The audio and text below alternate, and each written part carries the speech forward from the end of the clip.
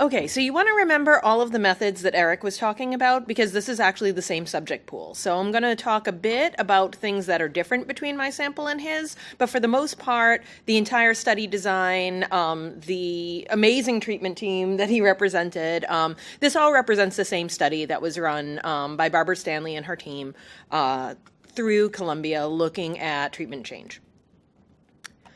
So a little bit of background specifically on the MRI portion of this study. Emotion dysregulation and affective lability, as you all know, are clinical hallmarks of BPD. And we know that in healthy individuals, the amygdala plays a very important role in emotion, both in regards to emotional reactivity, in making responses in regards to emotional decisions. So the amygdala is likely a good candidate for looking at emotion and emotion regulation in individuals with borderline personality disorder. What we have found in cross-sectional studies is that individuals with BPD tend to have hyperreactivity of the amygdala. So this area of the brain that responds to emotional stimuli tends to be overactive in comparison to healthy controls. So what we were thinking was that amygdala functioning may actually contribute to the emotional difficulties seen in BPD. However, what we don't know is that something that's responsive to treatment? We know very little about the mechanisms of how treatments work. We know that there are some treatments that work very well, but we're not quite sure what is happening there in a biological and neurobiological sense.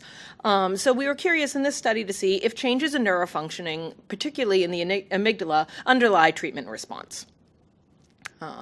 So in the fMRI portion of this study, we're examining associations between amygdala response during an emotion regulation and reactivity task, and then looking at emotion regulation and affective lability as self-reported by individuals with BPD. So we wanted to know whether amygdala function was related to self-reported symptoms, and then also examine differences in clinical outcome and neurofunctioning to see if there were differences between types of treatment. So our expectation was that treatment would help with affective lability and emotion dysregulation, but we also wanted to see if there were differences, if type of treatment between DBT and psychopharmacological treatment, if there was a differential response. So for this study, we actually scanned a subset of the participants that were in Eric's study. So again, it was individuals were randomly assigned to either 6 months of DBT or psychopharmacological treatment, mostly with SSRIs. A subset were scanned 60 at baseline, and then 32 of them completed follow-up measures and follow-up scans, 16 in the DBT group, 16 in the SSRI group. To note, in this sample, all of our participants were female, with a mean age of 29, and a relatively diverse sample. What's important to also know is that there were no differences at baseline between the folks that were receiving DBT and SSRIs, so, yay, the randomization worked. And there also were no differences between those who did and did not complete follow-up. So the follow-up sample should be a representative sample of the initial sample. So the procedure at baseline and again at post-treatment, all participants completed a battery of clinical measures. The ones involved in this study were the affective lability scale and the difficulties and emotion regulation scale. And then they also completed an emotional reappraisal task. So this task, they received training outside the scanner and got some feedback on it, and they were encouraged to view emotional pictures. These were social emotional pictures that were either of a negative valence or a neutral valence. So these pictures were pulled from the IAPS, and folks were instructed with a cue to either immerse themselves in the picture, so to really imagine themselves being there, and to feel the emotions they would feel if they were participating in this situation, or to distance themselves. So to imagine that they were a passive observer, they were standing away, and to really think more about the facts rather than the emotions. So they got the chance to practice this before the scanner and got some feedback on it. And then once they were ready, they went in and completed 90 trials of either negative or neutral pictures in the scanner, receiving that cue to either distance or immerse prior. And once they were done viewing the picture for 8 seconds, they were asked to give a rating of how negative they felt as a result of viewing that picture. So for those of you who are really into MRI, here is all of the nerd features. And for the rest of you, I will skip over and just say these are pretty standard features for MRI. We got the scans on a 1.5 Tesla scanner. We ran through pretty common data analytic and cleaning procedures. There's a lot that you have to do before you can even begin to analyze MRI. So that's all of that stuff. The important things to know is that at the first level, so within individuals, we looked at people's within individual differences in regards to their use of the strategy, distance versus immerse, the type of picture, negative versus neutral, and then also we looked at their behavioral data in regards to, just to make sure that the data worked, that they were feeling more negative during negative pictures. At the second level, we were running random effects general linear models. All of the analyses were thresholded at 0.05 family-wise, so pretty standard procedures. And really the most important thing is that we were looking at contrasts that represented both emotional reactivity and also emotion regulation. So looking at the contrasts where folks were asked to immerse themselves in the negative pictures and comparing that to immersing yourself in the neutral pictures gives a good idea of emotional reactivity because it's subtracting out all of that information that the brain is doing when just looking at any picture and really just looking at what the brain is doing when immersing themselves in a really negative scenario. The regulation contrast was comparing the distance response to the negative pictures to the immerse response to the negative pictures. So that's subtracting out all of what the brain is doing when looking at something negative and just looking at what the brain is doing when you're regulating yourself during these negative experiences. And then we also did a contrast between the baseline scans and the post-treatment scans. So at baseline, hooray, the task works. Participants definitely felt more negative when they were viewing the negative pictures, and they felt less negative affect when they were trying to distance themselves than immerse. So we did the check on that, and the task was working as expected. What we found was that the left amygdala showed greater activation during reactivity trials and less activation during regulation. And that affective lability correlated positively with this amygdala activation during the reactivity trials, but did not correlate with emotion dysregulation scores. So we're definitely seeing that the amygdala showed a strong response that was correlated to affective lability, but not so much to that regulation response. Across time, we were surprised to find that there were no pre to post-treatment differences in amygdala activation.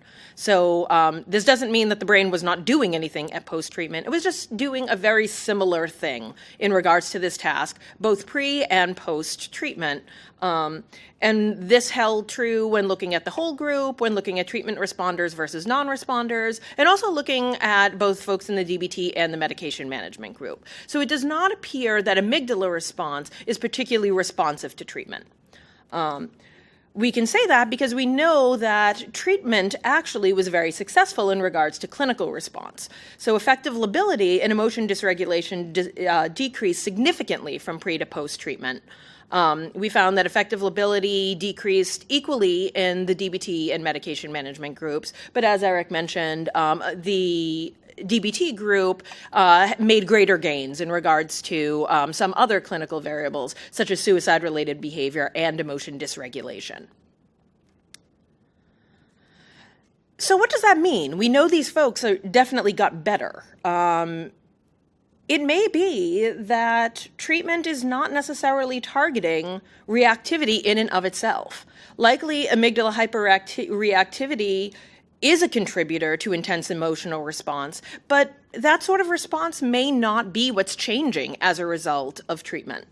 It may be that amygdala-mediated emotional reactivity is more of a static trait. A thing that is present in folks with borderline personality disorder, and treatment actually exacts change through enhancement of regulatory processes rather than reduction of emotional regulation. So this is in consort with some of the findings that Eric presented, where it seemed like the regulatory response improved across the course of treatment with DBT. And it's also consistent with our greater self-reported reductions in emotion regulation difficulties than in affective lability across time. So what we're hoping to do is go back and really look at areas of the brain that that are being used in regards to regulation. So more of prefrontal cortex or potentially ventromedial frontal cortex, areas that are going to be more more implicated in this sort of regulation process to see if that also changes over time. We do know from the baseline of our study that there were some abnormalities in regards to regulatory function in borderline personality disorder. So now we're going back and we're going to do region of interest analyses to really see if perhaps treatment is enhancing regulatory capacity rather than reducing reactivity in general. Any questions? Yeah. Do you have a way to look at functional connectivity in your data? I'm wondering about, other studies that have shown certain things that functional connectivity can be very remarkable in areas. Unfortunately, in this study, we don't have functional connectivity. We do have another study that has functional connectivity where I know they have been looking at like amygdala prefrontal pathways. Anecdotally, not in regards to BPD, but, in regards to other studies, we do know that psychotherapy sometimes does increase connectivity between, it'll increase basically the regulatory response and really kind of decrease automatic processing. So, kind of enhancing like a top-down approach that's more regulatory rather than a bottom-up that's more reactive. But that's not specific to BPD. There's one more question. Yeah, so Erin and I published the DBT MRI pre-post study. Didn't have a medication arm. These were all unmedicated patients. Treated with standard DBT for a year. Did show amygdala hyperactivity came down with treatment. Mm-hmm. Now, I don't know if that's because it's a longer duration. Mm-hmm. I don't know how much medications their DBT arm might have made a difference, but we did show a trend. I hesitate to speak of trends because it's, statistically evil, but we did show a trend. So it may be that our sample size was too small or we didn't follow them long enough. The trend was stronger in the DBT group than in the medication group. So again, like if you're looking at only 16 people, that starts becoming pretty small samples. So always with the caveat that, this may not have been fully powered to see the effects that might have occurred if we had extended out.